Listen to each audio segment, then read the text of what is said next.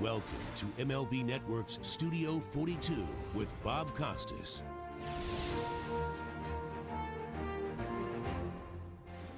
How do you properly introduce tonight's guest? To say that Ernie Harwell is one of baseball's Hall of Fame voices is true, but it's also insufficient.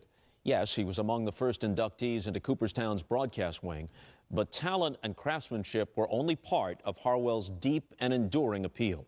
He called big league games for more than half a century, most of it with the Detroit Tigers, the team he joined in 1960, and with one brief interruption stayed with through 2002. He was 85 when he called his last Tiger game, his voice and presence still pretty much as vibrant as the day he broke in. Over all that time, Harwell's warmth, accessibility, and genuine demeanor allowed him to forge an extraordinary connection with his listeners. He wasn't so much acclaimed as he was appreciated, not so much lauded as loved. Now, 2 months shy of his 92nd birthday, Harwell is still sharp, still looks and sounds great. But he and we now know this. Appearances notwithstanding, Ernie Harwell won't be with us much longer.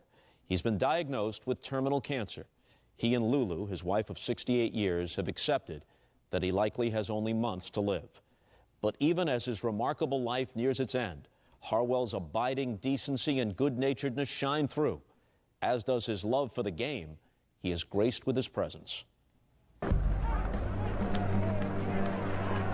Yankee pitcher Lefty Gomez once said, "I'd rather be lucky than good."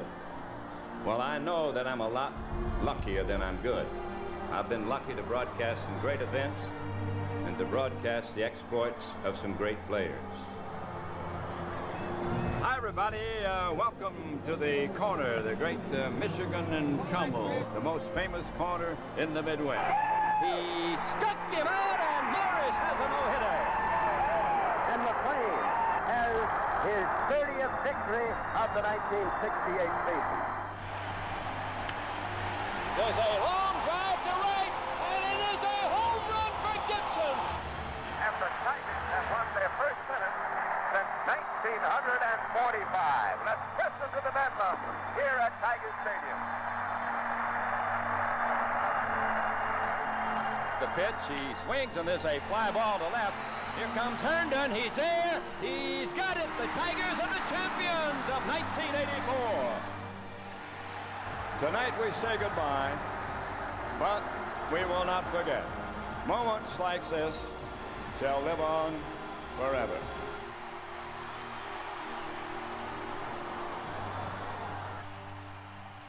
Ernie, before we review your remarkable life and career, let's get to the most present thing. You've accepted the fact that you have terminal cancer, and we're recording this in the middle of the World Series. In your mind, is this the last World Series you're likely to see?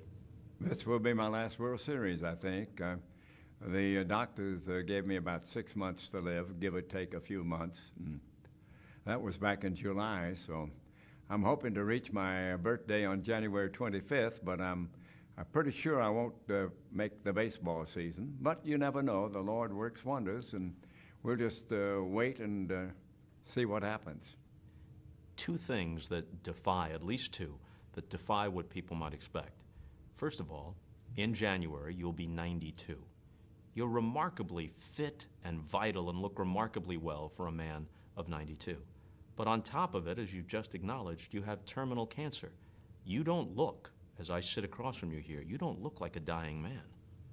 Well, God's been good to me. He gave me good health, and I've tried to keep healthy. And George Romney, the former governor of Michigan, had a great saying, "I want to die healthy." And it looks like I'm going to die pretty healthy. Of course, the final days will be a little more stressed, I know, and full of pain and things like that, but I'm ready for that too. But I was very lucky. I kept myself in good shape. I missed only 2 ball games in my 55 years, and neither one of those was because of health. So I've just been blessed with good health. I know you're a person of honest and deep faith. I guess that's what's sustaining you now, because you don't appear to be overwhelmed by the circumstances you face. No, I'm not overwhelmed by the circumstances. When the doctors came out and talked to me and the family, they they said that this was something that couldn't be cured. It was terminal. And one of the doctors said, if you were my father, I would say just don't do anything, just relax and wait for the inevitable. But I had a great peace about that and a great closure to it. And I knew that God was in charge and that whatever happens, happens for the best. So I really have a lot of serenity and my great support from my wife, Lulu, and the family and all my friends. So it's been so far a fairly easy task to accept it. Is there anything that remains to give you closure? Anything you feel you need to do between now and the time that you leave us? No, I just want to take good care of my wife and the family and try to let them be at peace as I go through this process. But I feel very good. I feel a sense of comfort because I know that God's in charge. Publicly, you had what appeared to be your moment of closure when you addressed the crowd at Comerica Park. I do want to express my feelings here. It's a wonderful night for me. I really feel lucky to be here. And I want to thank you for that warm welcome.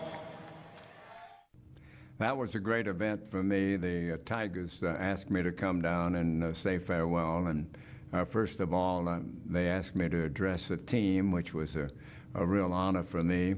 And Jim Leland was there. He had the whole team gathered around, and I addressed them. And then I went up and talked to the press. And then after a couple of innings of the game between Kansas City and the Tigers, they sent me out there to the microphone, and I said a few words of farewell. And it was very heartwarming to me to see the way people felt about me. In my almost 92 years on this earth, the good Lord has blessed me with a great journey. And the blessed part of that journey is that it's going to end here in the great state of Michigan. I have always been tremendously impressed by your vitality, as I mentioned, even now at this stage, approaching 92 and with a serious illness. But when you did your last broadcast, when you were 85 years old in 2002, and I think of myself as a student of this, I could scarcely hear any difference between that Ernie Harwell and the Ernie Harwell I first remember hearing in the 1960s. The final game of 2002, the final score, the Blue Jays 1 and the Tigers nothing. Well, I guess the old voice didn't change a whole lot, and as I say, I think it was mainly the genes and the good health that the Lord gave me, and the fact that I enjoyed the job so much. I think I never looked on it as work. It was something that I got a great pleasure out of, being with the people in baseball, getting to know them and traveling with them and being a part of that great fraternity that is the Major League Baseball scene. You've had a remarkable relationship with fans across the country, but especially throughout Tiger territory. And I would imagine now that the letters and the calls and the attempts to reach out and express what you've meant to people are just too many. It's just so overwhelming you can't respond to them all. No, I wish I could. That would be nice if I could sit down and write a letter to each person, because it's been overwhelming. I think we've gotten about 8,000 letters. And people don't write letters as much as they used to. Don't. They send emails cards, and texts. And I've got the prayer shawls and icons and all kind of things, Catholic mass cards, and people have been so supportive and so loving that I just can't understand it. But it's there, I guess, and I think a lot of it is the fact that I've been around a little while, and every announcer is the conduit between the ball club and the public. Once you settle into a region for 4 or 5 years, and whether you're good or bad, you know, they get used to you. And I certainly want to thank you from the depth of my heart for your devotion, your support, your loyalty, and your love. Thank you very much, and God bless you. All right.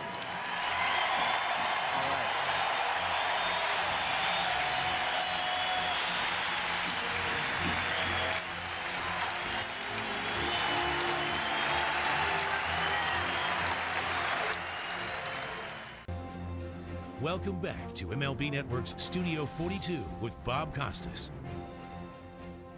We know that, especially in baseball, because of the pace of the game and the fact that it's day in, day out, the local baseball announcer, if he's any good at all and if he's been around any period of time, has a special relationship with his audience that no network announcer, and probably no announcer in another sport, no matter how good he may be, can exactly duplicate. There's something special about that relationship between the local baseball announcer and his audience.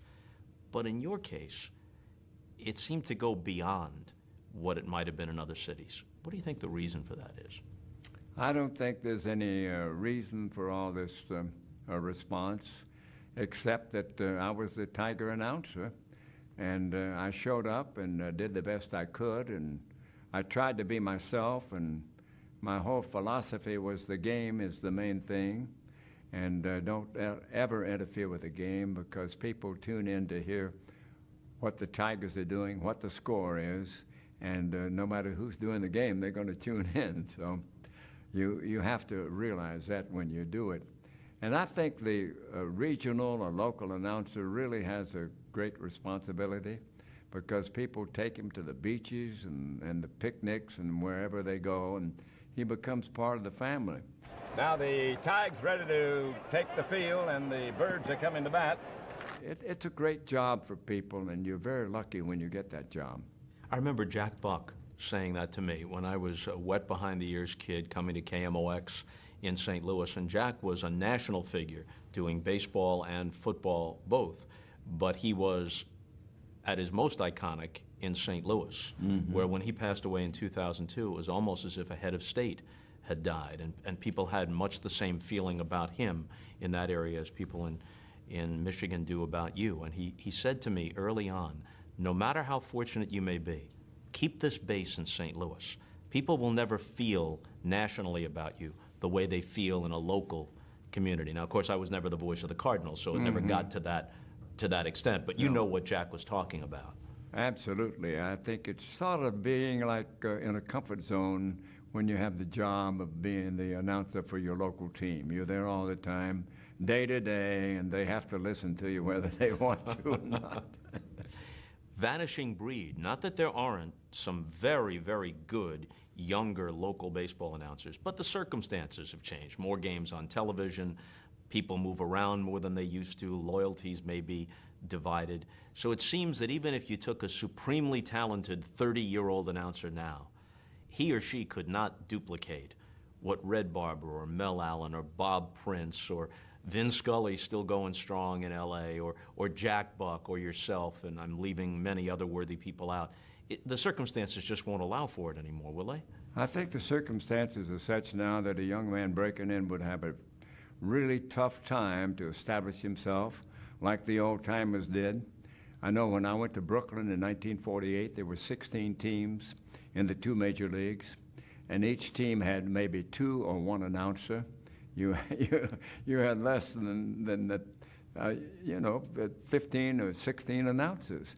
Now you've got, 32 teams, and they all have 6 announcers, and then you have network games coming in all the time, and Superstations, X-radio, internet. superstations, and people just don't get to zero in on one person. I was lucky to be a part of that group that had the only game in town, so to speak, and they had to listen to you whether they wanted to or not.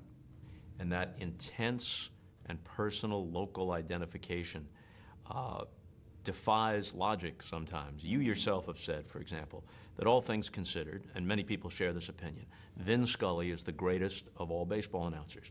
And yet if in 1970 they had swapped Vin Scully for Ernie Harwell, people in Detroit would be up in arms and they'd run Vin out of town, and they would have run you right down the 405 and out of Los Angeles, wouldn't they?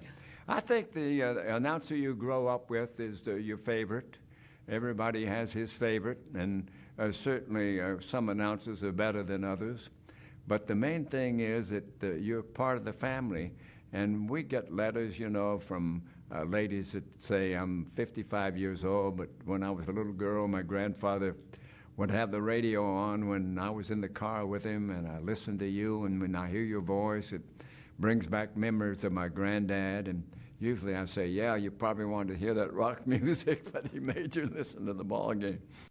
And we welcome you to a sunny day in Baltimore, a little bit on the cool side. We had slight rain early in the morning, and we are looking forward to American League action. I think that Curt Smith, who is something of an authority on baseball announcers, has written several books on the subject. I think he got this about as well as anybody could regarding you. Let me quote from Curt Smith. If a baseball broadcaster is good enough, lasts long enough, and is possessed of an easy familiarity, he becomes almost an extended member of the family. He evolves into a friend, into a form larger than some voice of an organized and mercenary team. Throughout broadcasting, no baseball manner has spoken more distinctively of friendship as opposed to stagecraft than that of the lyricist, poet, and historian known as Ernie Harwell. Well, Curt Smith's been very good to me, and I appreciate those remarks. And I don't know whether they're true or not, but they sound good to me anyway. He italicized the word friendship. Mm-hmm. You know, the great local baseball announcers have that quality. But I think that a consensus would be that you had that quality to the greatest extent, that quality of somehow making people feel as if they were your friend, that they were in the presence of a friend. Well, I do feel like those people out there were my friends, and I hope I was their friend, because it is a unique association that you have with your listener. And I really appreciate the fact that they take an interest in me, and I don't know that I deserve that, but all I try to do was just be myself. I wanted to broadcast the game that I thought I would like to hear as a listener. And I tried to give the score as often as I could. That was my main concern. 4-3, Tigers lead. Here's a pitch. It's a breaking ball in for a strike. Senior Smoke mixing them up now with breaking pitches. And then let the play take over. And of course, you can't just say ball one, strike one. You have to fill in. And usually I did it with anecdotes or historical information that maybe nobody else came up with. And just sort of let the chips fall where you may. There are going to be some people that like you and some people that don't like you. And you have to accept that when you start out. Very, very few people don't like you. In fact, I don't think I've ever come across somebody who said, that's so-and-so Ernie Harwell. Has anybody ever, through all the years, come up to you and said, I cannot stand you? Oh, I imagine they have, but I'm lucky enough not to hear them too much. When Bo Schembechler, who of course won great fame as the coach at Michigan and was beloved throughout the state, became briefly the guy in charge of the Tigers, he fired you, inexplicably fired you. In 1991. In that moment, did you dislike Bo Schembechler? I think maybe I did, but I accepted it. I knew that everybody could be replaced and nobody lasts forever. And if you work for somebody, he certainly got the privilege and the right to fire you. And it was a blow to me, but I think in the long run, it's probably the best thing that happened to my career, because it brought some undue attention toward me, and caused quite a hurrah around Michigan and in Detroit. And I recovered. Mr. Mike Ilitch bought the team, and within a year I was back broadcasting for the Tigers. And it was something that I had to accept. And once again, I leaned on my faith, and I knew that for some reason this was happening, and it was eventually going to work out for the best. And that's exactly what happened. Bo was a very strong-willed man. Did he eventually recognize the error of his ways? Did he apologize? No, he never did, but I forgave him, and, it's in the past. And he was a great football coach. I had a lot of admiration for him, and I never had any problems with him. It just happened that they felt like they were going in, quote, a new direction, and nobody could explain that, but it happened. A new direction is sometimes a wrong turn. You could get bad directions. When you crossed paths with him, if you did after that, was it uncomfortable? Well, here's two Michigan icons. I remember there was a dinner at something, and I was sitting in the back, and Bo was the speaker, and as he came out, I tried to shake hands with him, and he walked past me, but those things happen. He just had a certain attitude about it, and I understood that, and I never really felt close to him, but and I guess there was a feeling of being uncomfortable if I was with him because of the circumstances. But in the long run, it worked out the best for me. Up next, Ernie Harwell talks about two guys he actually knew, Babe Ruth and Ty Cobb. Welcome back to MLB Network's Studio 42 with Bob Costas. Let's turn the clock all the way back. As a lad, you're a bat boy for the Atlanta Crackers. Sometimes minor league teams would play exhibitions against barnstorming big league teams or the teams coming north from spring training. When you were the bat boy, did you ever cross paths with big leaguers? Well, yes, they would come up and play like the Yankees would come up and play and on their way back, or the Detroit Tigers. And later on, when I was attending a ball game, Babe Ruth came up and played against the Crackers, and I got his autograph. That's when he signed my shoe. He came off the field, and I sneaked down to the box seats, and it was about the 8th or 9th inning, and Babe came in from right field, and the dugout was on the third base side, and I was right there at the edge of the dugout, and he came in, and I said, Mr. Ruth, please give me your autograph. And he said, well, kid, you ain't got anything for me to sign. I was so stupid I didn't have a piece of paper. I had a pen, so I put my tennis shoe over the railing, and he signed my shoe. Do you still have the shoe? I wish I did, but I don't. You only had one pair of shoes, probably. Right. You went out and played in them, and then yeah, they wore out all the time. That was the end of it. Right. Growing up in Georgia, did you know Ty Cobb? Yes, I knew Ty. I didn't know until I got into baseball, but when I started at WSB, the second year I was there, 1941, Cobb came down to his hometown in Royston, and I suggested that I go down and interview him. And the bosses said, you know, he's not going to talk to you. Don't go down there. And I went down there, and he was just as gracious and warm as he could be. Filled up the whole show. I had a 15-minute show. He took the whole show. He couldn't have been nicer. Then later on, when I did the Masters on NBC Radio, and he would sit around at Augusta Clubhouse and talk to the golfers. And then later on, I saw him at the different old-timers games and things like that. He was always very cordial and warm to me, but I'd heard a lot of horror stories about Tyrus Raymond Cobb. So you found Ty Cobb, at least in your personal dealings with him, to be gracious and charming. Mm-hmm. And that's counter to what people now believe about him. And you know, if you look a lot at Ty Cobb's letters, most of them are almost literary, and they're well written, and they are very comforting, and they're very kind and warm, and he certainly belies the personality that most people think of him as the meanest man who ever played baseball. Could it be because A, you were a kid, B, or relatively a kid, B, you encountered him outside the heat of competition, and you were a fellow Georgian? Maybe you got the best side of Cobb, because I have to believe that a lot of what we've heard is true. Oh, I think a lot of it's true, yeah, but I think I was lucky because I did talk to him outside of the competition of baseball, and he was very relaxed then, and I think as he got older, he probably craved a little attention, like a lot of people do, you know, when they get out of the sport, they miss it, and they welcome it when it comes along. There was a time, if you took a poll in the middle of the last century, 1950, even though Babe Ruth's career was long over, Cobb, by consensus, at least with the sports writers who held sway then, Cobb was the greatest player in baseball history. Then, as the years went along and neither of them took any subsequent at-bats, Ruth became the guy. And then other players came along. Cobb died in the early 1960s. My sense is that he died with some bitterness that his standing was slipping. Is that right?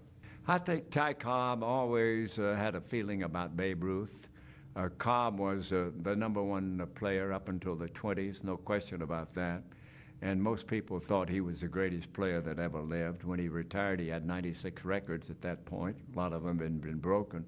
But when Babe came in, and he changed the game with a home run, and Cobb was the inside baseball, the strategy, the hit and run, the place hitting, and all that kind of stuff. And I think he resented the Babe, and they were pretty good rivals.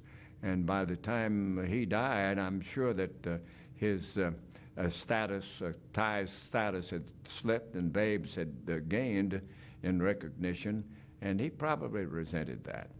Somebody said once, I can't remember who, Ty Cobb was the greatest player of the century, but it was the 19th century. Yeah. And it just continued, essentially, until 1920 when the lively ball came in.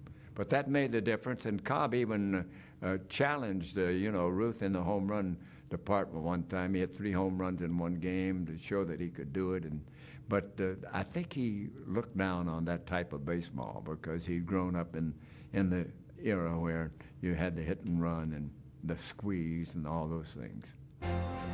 When we continue, Ernie Harwell on his call, a Bobby Thompson shot heard round the world. It's gone, and then that was it, and then the crowd took over, and I kept my mouth shut. Welcome back to Studio 42 with Bob Costas and his guest, Ernie Harwell. Eventually, you become the voice of the Atlanta Crackers, and you're a highly regarded minor league announcer. And Red Barber, who's the voice of the Dodgers, takes ill. The Dodgers need an announcer. But it's not quite that simple, is it? Red Barber got sick in Pittsburgh on a trip with the Dodgers, and they sent him to the Presbyterian Hospital, and they thought he was going to die. Didn't know that he'd ever come back. And Branch Rickey, his boss, contacted the man that owned the Atlanta Crackers, for whom I was working, and he said, I'd like to have Ernie Harwell come up and replace Red. And Earl Mann said, well, Mr. Rickey, that's fine, but I've got him under contract, and if you'll do me a big favor, maybe you can have Ernie. You send me your catcher from Montreal, Cliff Dapper, and Ernie can come up and replace Red. So I was traded for minor league catcher. That's how I got to the big leagues. So you go to Brooklyn. Red Barber is their voice, their signature voice. You're there for a short time, and then people who associate you with the Tigers for so long may not realize this, but there were some other stops, one of which was with the New York Giants. Little known fact, on October 3rd, 1951, when the Dodgers and Giants played the third game of their best-of-3 pennant playoff at the Polo Grounds, and Bobby Thompson hits the home run, everybody has heard Russ Hodges, the Giants win the pennant, the Giants win the pennant.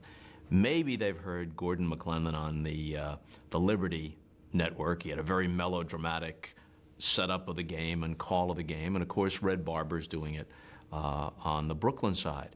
But there were actually, I've read, 5 separate radio broadcasts. I think Harry Carey was there in some capacity, and there was 1 television broadcast, one of the very first coast-to-coast television broadcasts, and you were the announcer, but the tape, I guess, or kinescope, does not survive. Well, Russ Hodges and I were the 2 announcers, and we alternated between radio and TV. And on that particular day, October the 3rd, it turned out that I was going to be on TV, which I thought was, wow, this is a lot better assignment. Poor old Russ with those 5 radio broadcasts, he was sort of get lost, and I'm on coast to coast and by myself on NBC.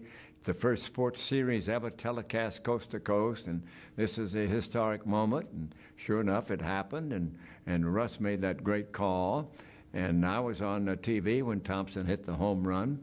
I just said it's gone, and Pafko watched it go in the front row of the seats there for the home run that won the pennant, and there was no record of my voice at all. People didn't record things in those days. And of course, Russ was recorded, and the sponsor Chesterfield got out a record. It became the most famous sports broadcast of all time.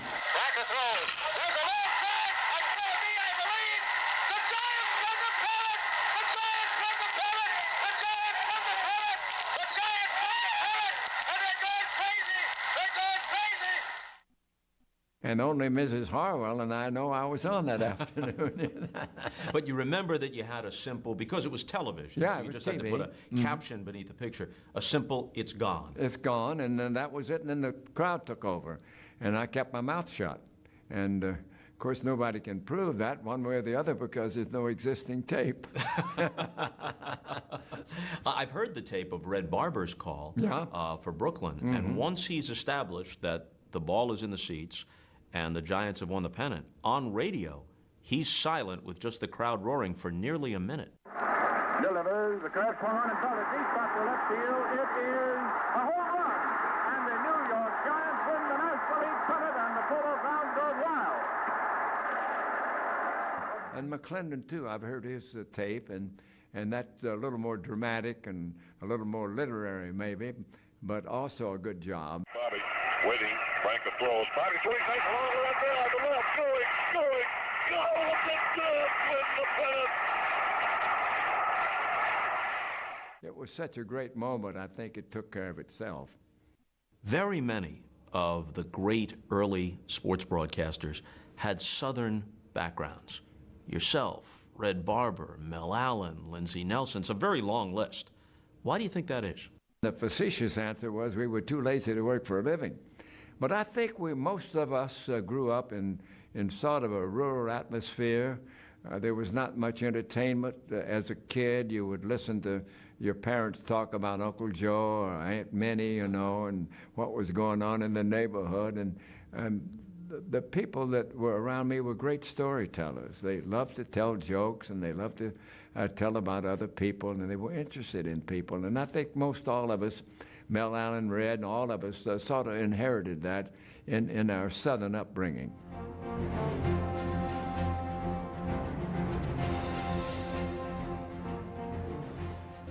Welcome back to MLB Network's Studio 42 with Bob Costas. You come out of the South, and obviously there are racial issues.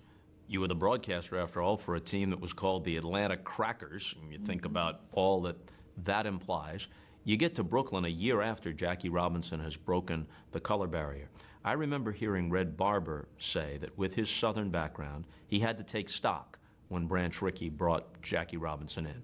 Not because he felt malice, but because, given the customs that he had grown up with, this was something he wasn't at first comfortable with. How about yourself? I'd grown up in the South where the custom was a complete separation between the races.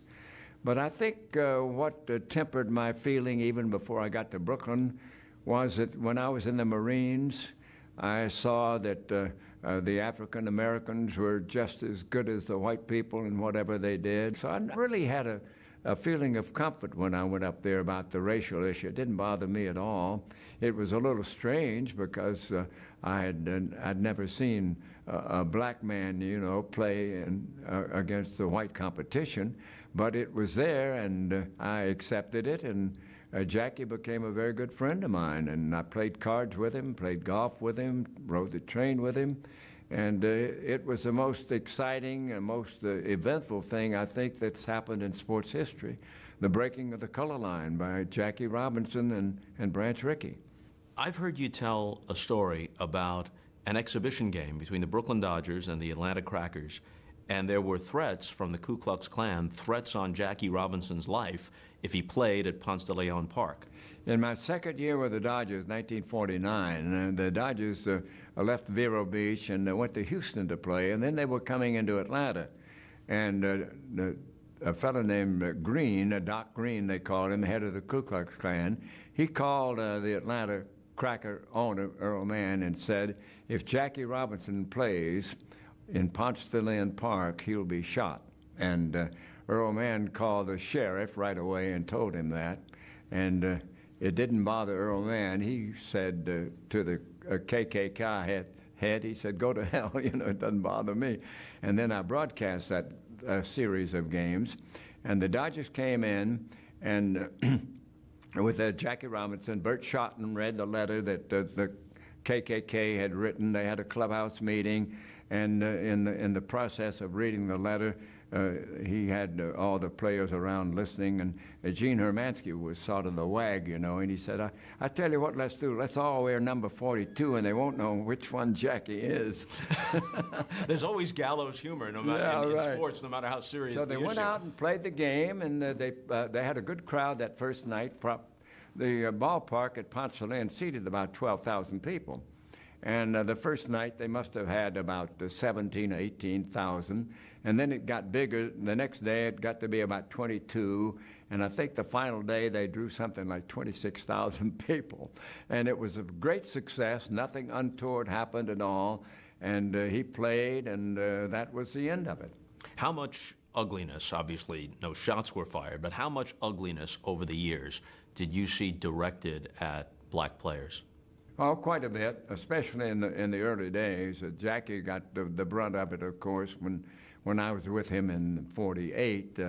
He had broken in 47, but there was still a great residue of bitterness and prejudice against him. And he'd go into certain towns, and it would get pretty bitter.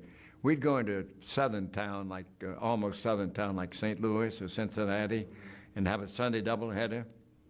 They'd pack the ballpark, and half the people would be black and half the people would be white. And all the African-American folks would be rooting for the Dodgers, and the white people would be rooting for the Cardinals or Cincinnati or whoever was playing. But it was there, and then when we were on the bus with the Dodgers in 48 and 49, the people would gather around the African-American people, and they really worshiped Jackie. He was sort of a messiah for them, and all the interest was focused on Jackie Robinson. Did you do recreations of ball games? A lot of the early announcers wouldn't travel to the game. They get some sort of telegraph report and recreate the game. Did you do that? When I broke in with the Crackers, everybody did recreations. Even in the major leagues, they did recreations up until 1952. I think the Pirates were the last ones to give it up. But when the Crackers played in Birmingham, we would have a telegrapher in the press box and one in the studio. I'd be in the radio studio, and the telegrapher would send back a message to our telegrapher, Costas up, S1C, strike one call. And of course, the announcer, in the meantime, he fills in everything. You know, Costas is up, but he steps out, he goes to the rosin bag, he wants to wipe his hands off the bat, and the infield's in close, the outfield's around the left, and now Jones out on the mound, he looks in to get his sign from Smith. Here's a windup, here's a pitch. Curveball on the outside corner, just hit the outside corner, strike one called. And then when you, let's say Costas grounded out to shortstop, you'd get out short to first. That's all you'd get. So you'd have the windup again, the ball hit, and the shortstop goes deep in the hole. He grabs the ball, long throw to first, got him by a step and a half. Sometimes the recreated game sounds like it would be more exciting than the real game. And you had to be a lot better actor than you were an announcer. Where a dog would run on the field, you know, in his imagination, and he'd describe it, because the wire would break down from time to time. And you'd foul off 15 pitches, or maybe even have a little rain or an argument. And the wise would say to the guy when he comes home, what was that argument you had with the so? Oh, we didn't have any argument. And you might need a rain shower on a day that you had previously described as perfectly sunny and beautiful, right? And then all of a sudden, unexpectedly, in comes the rain. Yeah, it came out of nowhere. Still to come, Ernie Harwell on some of the signature phrases that endeared him to Tiger fans. My other one for the call third strike was he's out for excessive window shopping. He looked at one too many.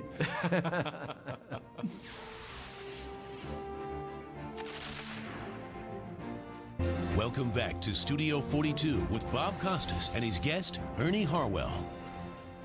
After a brief stint with the Giants, you spend several years in Baltimore as the first modern voice of the Baltimore Orioles. They'd moved from St. Louis as the Browns became the Orioles in 1954. So you see Brooks Robinson break in, and you have a nice little run there. But it's in 1960, when you get to Detroit, that you find your true baseball home. It's probably the best move I ever made, because the people of Michigan have really been super. They're great fans. It's an original franchise. They know their baseball. They have a great passion for it, that and other sports too. And it goes generation to generation. People that used to come to Briggs Stadium and then Tiger Stadium and then Comerica Park, and they hand it down from generation to generation. Swung on, a drive to left. That'll be the ball game. It's over the head of Gosnell. Willie Horton has a single, and the ball game is over, and the Tigers win it 5-4. Jimmy McLean is one of the first out of the dugout as the Tigers come from behind, and McLean has his 30th victory of the 1968 season. Can you pick out one call that you most enjoy hearing the recording of, one moment, either because you like the job you did or because it captures a moment that's special to you? I think my favorite moment would be between two, the Bobby Thompson home run, because it had historical significance. And my other big thrill on a call was Northrop's triple when I was on NBC radio with Pee Wee Reese, and it beat Bob Gibson and the Cardinals in the 7th game. Now the set by Gibson, we're ready. There's a swing and a fly ball to center. Here comes Flood, digging hard. He almost fell down. It's over his head for the hit. Cash is rounding third. He scores. Willie Horton rounding third. He scores. Northrop goes into third base. Detroit leads 2-0. There's never been any element of shtick about what you do. It was always style, not shtick.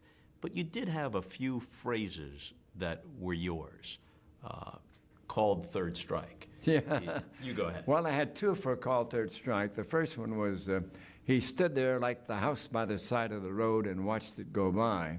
There's a breaking ball in for a strike, and he stood there like the house by the side of the road and watched it go by. Struck him out. And that was derived from an old poem that I recited when I was a tongue-tied kid for a declamation contest, and my teacher made us memorize that poem.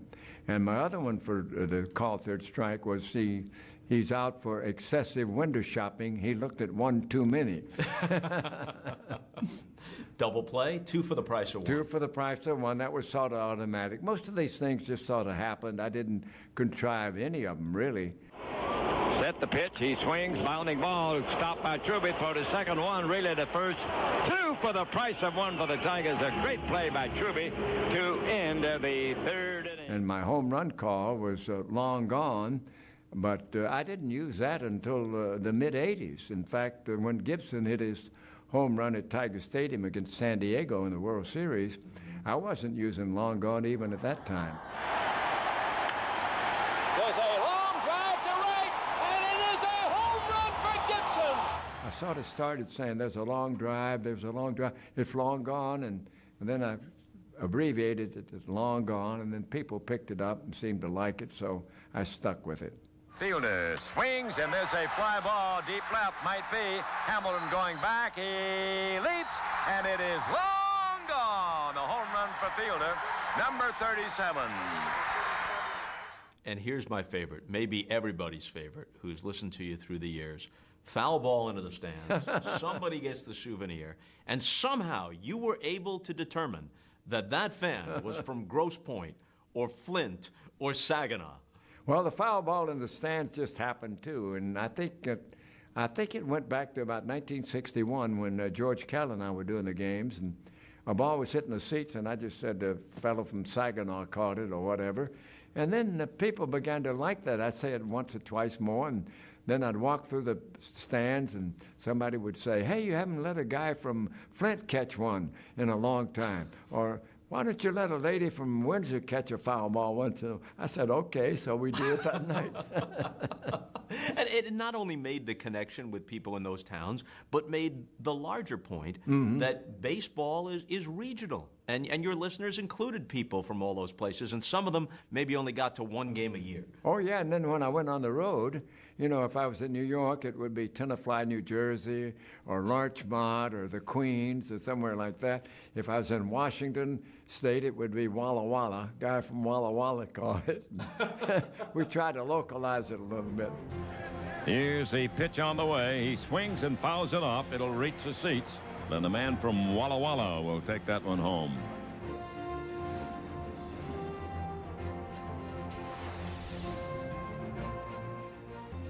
Welcome back to MLB Network's Studio 42 with Bob Costas. Something you wrote that a lot of baseball fans are familiar with, and maybe we should wind things up here, because this is the way you concluded your acceptance speech at the Hall of Fame in Cooperstown in 1981. This is baseball. What baseball has meant to you and to the country. Can you do it off the top of your head? The whole thing? Or some portion of it? Yeah, I can do the whole thing, I think. Go ahead. Baseball is the president tossing out the first ball of the season, and a scrubby schoolboy playing catch on a Mississippi farm. A tall, thin old man waving a scorecard from the corner of his dugout, that's baseball. And so is a big, fat guy with a bulbous nose running home one of his 714 home runs. There's a man in Mobile who remembers that Honus Wagner hit a triple in Pittsburgh 46 years ago. That's baseball. And so is a scout reporting that a Sandlot pitcher in Cheyenne is a coming Walter Johnson. Baseball is a spirited race of man against man, reflex against reflex, a game of inches. Every skill is measured, every heroic, every failing is seen and cheered, or booed and then becomes a statistic. In baseball, democracy shines its clearest. The only race that matters is the race of the bag. The creed is the rule book, and color merely something to distinguish one team's uniform from another. Baseball is a rookie, his experience no bigger than the lump in his throat as he begins fulfillment of his dream. And it's a veteran, too, a tired old man of 35, hoping that those aching muscles can pull him through another sweltering August and September. Nicknames are baseball, names like Zeke and Pie and Kai and Home Run and Dizzy and Cracker and whatever. Baseball is the clear, cool eyes of Rogers Hornsby, the flashing spikes of a Ty Cobb, and an overaged pixie named Rabbit Moranville. Baseball, just a game, as simple as a ball and bat, and yet as complex as the American spirit it symbolizes. It's a sport, a business, and sometimes almost even religion. While the fairy tale of Millie Mays making a brilliant World Series catch and then dashing off to play stickball in the streets with his teenage pals, that's baseball. And so is a husky voice of a doomed Lou Gehrig saying, I consider myself the luckiest man on the face of this earth. Baseball is cigar smoke, hot roasted peanuts, ladies' day, down in front, seventh inning stretch, take me out to the ball game, and the Star-Spangled Banner. Baseball is a man named Campanella telling the nation's business leaders, you have to be a man to be a big leaguer, but you have to have a lot of little boy in you too. This is a game for America, baseball. This is a game for boys and for men. You left just one thing out. What's that? Ernie Harwell's baseball, too. Thank you, sir. God Thank bless you, Ernie. And I certainly want to thank you from the depth of my heart for your devotion, your support, your loyalty, and your love. Thank you very much, and God bless you.